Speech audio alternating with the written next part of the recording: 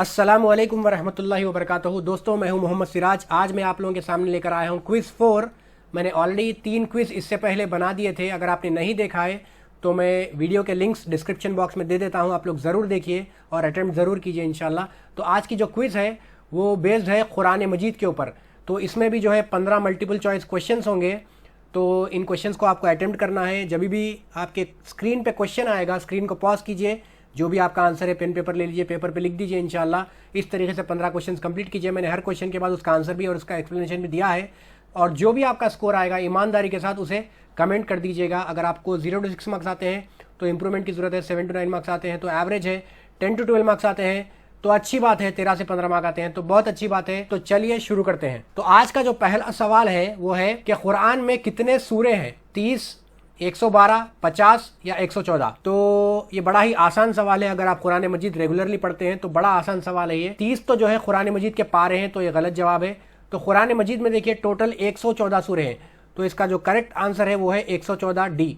तो कुरान में 114 सूरे हैं। सबसे पहला सूरा सूरे फातिहा है, सबसे आखिरी सूरा है सूरे नास। तो कुरान में 114 सूरे हैं। दूसरा सवाल है वो कौन सा सूरा है जिसका नाम कुरान का दूसरा नाम है? सूरे फातिहा, सूरे फुरकान, सूरे फलक या सूरे हाक्का?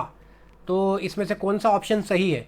तो सही इसका जो आंसर है वो है सूरे फुरकान। फुरकान जो है कुरान का दूसरा नाम है।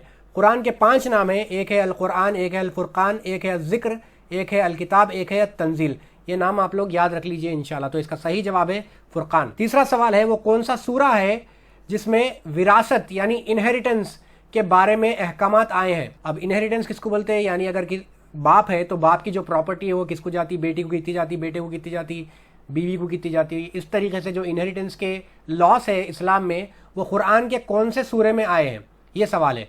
सूरे अहज़ाब, सूरे नूर, सूरे निसा या फिर सूरे तौबा? तो इसका जो सही जवाब है वो है सूरे निसा।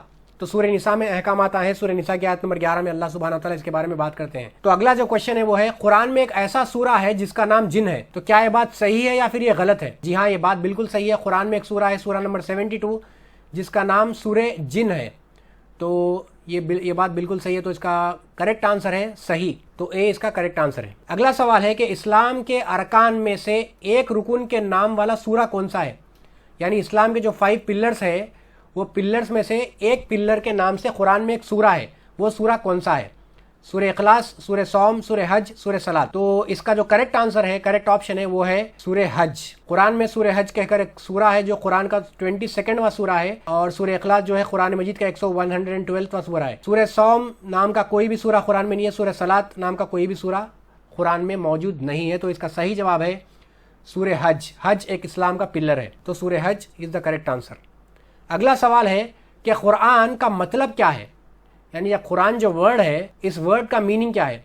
पढ़ने वाली किताब, याद करना या सिर्फ किताब? बहुत आसान सवाल है ये। इसका करेक्ट आंसर है पढ़ने वाली किताब। कुरान जो है सबसे ज़्यादा पढ़ने वाली किताब है इस ज़मीन पर। तो इसका सही जवाब है ए। और कुरान का माना भी वो है कि पढ़ने वाली किताब। अगला सवाल है, ये सवाल 2 स्टेटमेंट्स में है। आपको बताना है कि इनमें से कौन सी बात सही है। पहला स्टेटमेंट यह है कि कुरान का सबसे बड़ा सूरा सूरा निसा है। यह पहला स्टेटमेंट है। दूसरा स्टेटमेंट यह है कि कुरान का सबसे छोटा सूरा सूरे कौसर है। तो इनमें से कौन सी बात सही है?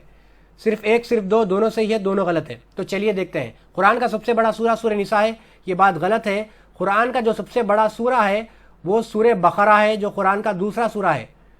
तो सूरे बकरा सबसे बड़ा सूरा है, सूरे निसा नहीं। तो पहला स्टेटमेंट गलत हो गया। दूसरा स्टेटमेंट है कुरान का सबसे छोटा सूरा सूरे कौसर है। ये बिल्कुल सही जवाब है। कुरान का सबसे छोटा सूरा सूरे कौसर है। तो पहला स्टेटमेंट गलत है, दूसरा स्टेटमेंट सही है। तो इनमें से सही बात कौन सी है? सिर्फ 2। तो answer B is the correct option. तो सिर्फ 2। तो यहाँ पर लिखा गया सूरे बकरा सबसे बड़ा सूरा है, सूरे कौसर सबसे छोटा सूरा है कुरान मजीद का। तो 8वां जो क्वेश्चन है वो है कुरान में इनमें से किस नबी का नाम नहीं है? ये बड़ा डिफिकल्ट क्वेश्चन है आप लोगों के लिए। कुरान में इनमें से कौन से नबी का नाम मौजूद नहीं है? पहला ऑप्शन है मोहम्मद सल्लल्लाहु अलैहि वसल्लम, दूसरा ऑप्शन है इलियास अलैहिस्सलाम, तीसरा ऑप्शन है शीत अलैहिस्सलाम, चौथा ऑप्शन है इदरीस अलैहिस्सलाम, 5वां ऑप्शन है दानियल अलैहिस्सलाम। अब ये 5 ऑप्शन है, फिर इनमें से आपको चूज करना है कि इनमें से कौन सा नाम कुरान में मौजूद नहीं है। 2, 3, 4, 3, 5, 3, 4, 5 या फिर 4, 5। यानी 2, 3, 4 यानी 2 इलियास अलैहिस्सलाम, 3 शीत अलैहिस्सलाम एंड 4 इदरीस अलैहिस्सलाम। इन तीनों का नाम कुरान में नहीं है। या फिर 3 और 5 यानी शीत अलैहिस्सलाम और इदरीस सिर्फ इन दोनों का नाम नहीं है। तो इनमें से कौन सा ऑप्शन करेक्ट है? तो चलिए देखते हैं। तो देखिए मोहम्मद सल्लल्लाहु अलैहि वसल्लम का नाम तो कुरान मजीद में मौजूद है, ये तो नाम मौजूद है। इलियास अलैहिस्सलाम का नाम भी कुरान में मौजूद है। शीत अलैहिस्सलाम का नाम कुरान में मौजूद नहीं है, ये हदीस में आया है। तो थर्ड ऑप्शन तो एक करेक्ट हो गया। इदरीस अलैहिस्सलाम का नाम भी कुरान मजीद में आया, तो मोहम्मद सल्लल्लाहु अलैहि वसल्लम का नाम आया, इलियास अलैहिस्सलाम का नाम आया, इदरीस अलैहिस्सलाम का नाम आया। ये दानियाल अलैहिस्सलाम का नाम कुरान मजीद में नहीं आया। तो इसका जो करेक्ट ऑप्शन है, कुरान मजीद में किसके नाम नहीं है? शीत अलैहिस्सलाम का नाम नहीं आया और दानियाल अलैहिस्सलाम का नाम नहीं आया। तो ऑप्शन 3 एंड 5 इज करेक्ट। तो 3 और 5 is the correct answer, option B is the correct answer. तो option B 3 and 5 is the correct answer. अगला सवाल है कि वुजू का हुक्म किस सूरे में आया? यानी अगर आप नहीं जानते तो ये जान लीजिए कि कुरान मजीद में वुजू का हुक्म भी आया है। वुजू का जो तरीक़ा है वज़ू करने का, यानी नमाज से पहले जो वज़ू एब्ल्यूशन जिसको बोलते हैं वो करते हम लोग, वो कुरान मजीद में इसका हुक्म आया है। वो कहाँ पर आया है, कौन से सूरे में आया है? सूरे बकरा, सूरे अहज़ाब, सूरे माइदा या फिर सूरे निसा? तो इसका जो सही जवाब है वो है सूरे माइदा। वज़ू का हुक्म सूरे माइदा की आयत नंबर 6 में अल्लाह सुब्हानहू तआला ने हमको हुक्म दिया है और इसका तरीका भी बतलाया कि किस तरीके से वज़ू करना चाहिए। तो सूरे माइदा की आयत नंबर 6 में हमको वज़ू का तरीका पूरा अल्लाह सुब्हानहू तआला ने यहाँ पर बतलाया है। तो अगला जो सवाल है, 10वां सवाल, वो है कुरान में अम्बिया के नाम से कितने सूरतें हैं? यानी कुरान में 114 सूरतें हैं। इन 114 सूरतों में कितने सूरतों के नाम, कितने सूरों के नाम नबियों के नाम से हैं? ये सवाल है यहाँ पे। 2 सूरे, 4 सूरे, 6 सूरे या 8 सूरे? मैं जानता हूँ ये बहुत डिफ़िकल्ट, यानी ये सबसे ज़्यादा लेवल का क्वेश्चन है ये। तो जिनको कुरान के सूरतों का नाम याद है उनके लिए बड़ा ही आसान सवाल है ये, लेकिन अक्सरियत हम लोग कुरान के सूरतें याद नहीं रखते, सूरतों के नाम याद नहीं रखते, तो ये बड़ा टफ क्वेश्चन है उन लोगों के लिए। तो देखते हैं इसका आंसर क्या आएगी। तो कितनी सूरतें हैं जो नबियों के नाम से आती हैं कुरान में? तो देखिए सबसे पहले तो सूरा नंबर 10 है कुरान मजीद का, जिसमें यूनुस अलैहिस्सलाम का नाम आता है। यूनुस अलैहिस्सलाम के नाम से कुरान का 10वां सूरा है सूरह यूनुस। फिर उसके बाद सूरा नंबर 11 है सूरह हूद अलैहिस्सलाम के नाम से। फिर उसके बाद सूरा नंबर 12 है सूरह यूनुस अलैहिस्सलाम के नाम से। फिर उसके बाद है सूरा नंबर 14 जो इब्राहीम अलैहिस्सलाम के नाम से है। फिर उसके बाद है सूरा नंबर 47 कुरान का जो मोहम्मद सल्लल्लाहु अलैहि वसल्लम के नाम से है। फिर उसके बाद है कुरान मजीद में सूरा नंबर 71 जो नूह अलैहिस्सलाम के नाम से है। तो ये हो गए कितने? 1 2 3 4 5 6। तो 6 सूरे कुरान में ऐसे हैं जो नबियों के अंबिया के नाम से रखे गए हैं। तो इसका ऑप्शन है सी, करेक्ट ऑप्शन है सी। तो 6 सूरे नबियों के नाम से कुरान में मौजूद है। तो ये है यहाँ पर 6 के 6 सूरे। अगला सवाल है 11वां सवाल, ये भी स्टेटमेंट्स में है, 2 स्टेटमेंट से आपको ये बताना है इसमें से कौन सी बात गलत है। कुरान अल्लाह की तरफ से आखिरी किताब है, ये पहला स्टेटमेंट है। दूसरा स्टेटमेंट ये है कि कुरान में यहूद यानी ज्यूस और नसारा यानी क्रिश्चियंस का जिक्र है। ये दोनों स्टेटमेंट्स में से कौन सी बात गलत है? तो चलिए देखते हैं, सिर्फ 1, सिर्फ 2, 1 2 कोई भी नहीं। पहला स्टेटमेंट जो है कुरान अल्लाह की तरफ से आखिरी किताब है, बिल्कुल सही बात है, इसके बाद कोई किताब नहीं आने वाली है। दूसरा जो स्टेटमेंट है कुरान में यहूद और नसारा का जिक्र है, बिल्कुल है, बहुत ज़्यादा कुरान में यहूद और नसारा का जिक्र है। तो 2 भी स्टेटमेंट सही है, लेकिन क्वेश्चन ये है कि इनमें से कौन सी बात गलत है। तो गलत कौन सी बात है, कौन सी भी बात गलत नहीं है, तो इसका सही आंसर है डी, कोई भी नहीं। तो D is the correct answer. अगला सवाल है कुरान की वो कौन सी सूरत है जो सबसे आखिर में नाजिल हुई? सबसे पहली कौन सी नाजिल हुई, आप लोग कमेंट बॉक्स में मुझे लिख के बताइए। तो सूरह नसर, सूरह असर, सूरह फातिहा या फिर सूरह नास? तो इसका जो सही जवाब है वो है सूरह नसर, जो कुरान का 110वां सूरा है। ये सूरा सबसे आखिरी में नाजिल हुआ कुरान मजीद में। तो करेक्ट ऑप्शन है आंसर ए। अगला सवाल है कि हिजाब का हुक्म कुरान में है, सही बात है या गलत बात है? तो हिजाब का जो हुक्म है क्या कुरान में मौजूद है या नहीं है? तो इसका जो सही जवाब है वो है जी हाँ, बिल्कुल हिजाब का जो हुक्म है वो कुरान मजीद में आया है। सूरह अहज़ाब की आयत नंबर 59 में अल्लाह सुब्हानहू तआला इसका जिक्र करते हैं। सूरह नूर की आयत नंबर 30 और 31 में भी अल्लाह ताला हिजाब का हुक्म देते हैं। तो यहाँ पर आप देख सकते हैं कुरान में हिजाब का हुक्म आया है सूरह नूर की आयत नंबर 31 में, सूरह अहज़ाब की आयत नंबर 59 में। अगला सवाल है आयतल कुर्सी कुरान के कौन से सूरे में है? देखिए हम लोग आयतल कुर्सी बार बार पढ़ते, हर रात में सोने से पहले पढ़ते, हर नमाज के बाद पढ़ते माशाल्लाह। तो हमको ये जानना ज़रूरी है कि आयतल कुर्सी कुरान मजीद के कौन से सूरे में आई है। तो ऑप्शन यहाँ पे है सूरह इमरान, सूरह तौबा, सूरह ताहा या फिर सूरह बकरा। तो इसका सही जवाब है सूरह बकरा।